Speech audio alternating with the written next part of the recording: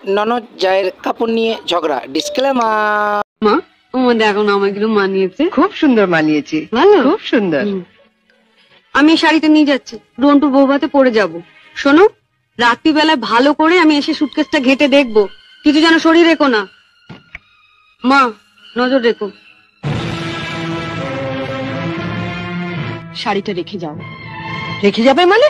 শুনলে না, ও এটা পরে ওর বন্ধুর বউ ভাতে যাবে। বউ ভাতে যাবে? নিজের শাড়ি পরে যাক। বড়লোক বাড়ি বউ ভিকিরি মেয়ের শাড়ি ধরে টানাটানি করছে কেন? ও মা, মেয়ের কি চোপা গো, আসতে না আসতে। আমি বলছি শাড়িটা ছাড়ো। না, আপনার মেয়ে না বলছিল আমার মামা যেসব শাড়ি দিয়েছে তা নাকি ওদের বাড়ি ঝিও পড়ে না। তামা, আপনি আপনার মেয়ের বিয়েতে এমন একটা শাড়িও দিতে পারেননি যেটা পরে রন্টুর বউ ভাতে যেতে পারে? আপনি তো দেখছি মা আমার মামার চেয়ে বেশি বিকিরি।